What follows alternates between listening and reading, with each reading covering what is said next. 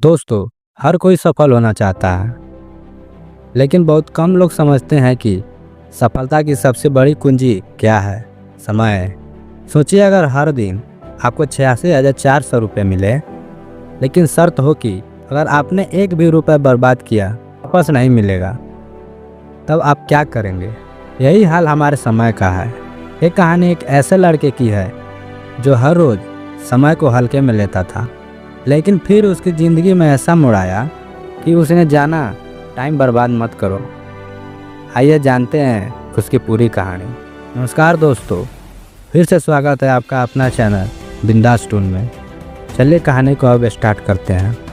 कुछ नहीं बदलेगा इस दुनिया में अगर तुमने अपना समय यूं ही गंवाया। यह वाक्य जैसे कानों में बम की तरह फटा था।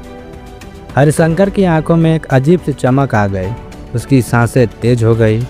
आज पहली बार किसी ने उसके दिल की गहराई को छू लिया था। हरिशंकर एक छोटे से कस्बे का आम लड़का, जिसके सपनों के पंख तो बड़े थे, लेकिन उन पर उड़ान भरने का हौसला कहीं खो गया था। हर दिन की शुरुआत होती थी मोबाइल पर रील्स देखकर, और अंत होता था कल से सीरियस हो जाऊंगा जैसे झूठे वादे से। लेकिन उस दिन सब कुछ बदल गया। हरी की आदत थी हर सुबह देर तक सोने की। पढ़ाई में उसका मन नहीं लगता था। वो सोचता था अभी तो उम्र पड़ी है, बाद में देख लेंगे। लेकिन वक्त किसी के लिए नहीं रुकता। एक दिन उसके बड़े भाई अभय, जो शहर में नौकरी करते थे, घर आए। उन्होंने हरी को देखा, बिखरे बाल, फोन में डूबा, समय की कोई कद्र नहीं। अभय मुस्कुराए, पर उनकी आंखों में चिंता थी। रात को खाना खाने के बाद उन्होंने हरी से कहा, तुम क्या बनना चाहता है हरी? हरी बोला, कुछ बड़ा करना है भैया, बस अभी सोच रहा हूँ क्या करना है। अभय ने सिर्फ एक लाइन कही, सपने देखने में समय बर्बाद मत कर, उन्हें पूरा करने में लगा। यह वाक्य सीधा दिल में उतर गया। उस रात हरी देर तक छत पर लेटा रहा। चांदनी रात में जब सब सो रहे थे, वो जाग रहा था, अपने अंदर की आवाज़ सुन रहा था। उसे पहली बार समझ आया कि समय सबसे कीमती चीज़ है, जो एक बार चला गया तो लौट कर नहीं आता।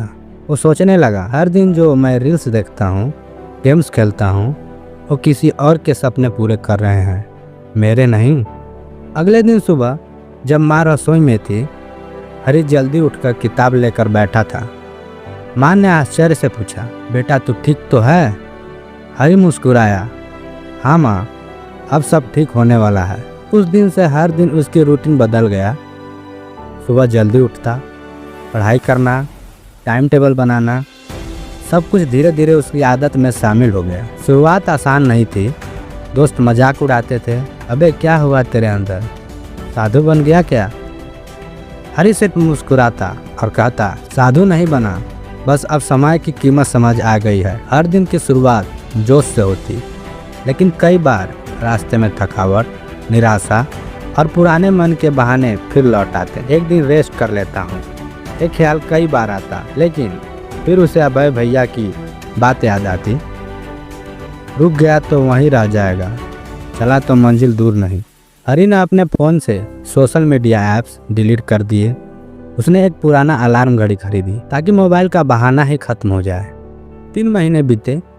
अब लोग खुद पूछते, तू कैसे इतना फोकस्ड हो गया? हरी अब सिर्फ पढ़ाई ही नहीं, वक्त के साथ अपने शरीर और दिमाग पर भी काम करता रहा। वो योग करने लगा, किताबें पढ़ने लगा। एक दिन उसने एक टेड टॉक सुनी, discipline is choosing between what you want now and what you want most. Hari ने उस वाक्य को अपने मेज पर चिपका लिया। 1 साल बाद जब बोर्ड परीक्षा के रिजल्ट आए तो पूरा गांव हैरान था। हरिशंकर ने पूरे जिले में टॉप किया था। उसके फोटो अखबार में थे।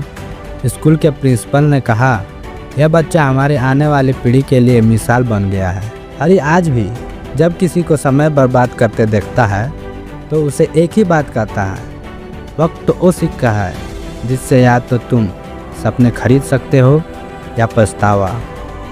हरी की यह कहानी हमें सिखाती है कि कोई भी बदलाव असंभव नहीं अगर हम समय की कीमत समझे। कहानी का सबसे बड़ा संदेश यह है, समय बर्बाद मत करो, क्योंकि यही वह जरिया है जिससे तुम अपनी ज़िंदगी को बना या बिगाड़ सकते हो। अगर यह कहानी आपको पसंद आई तो चैनल को सब्सक्राइब करें और अपने दोस्तों में शेयर करें, जिससे इस कहानी के माध्यम से वो भी अपने समय को बर्बाद ना करें और जीवन में बड़ा कर सकें। धन्यवाद।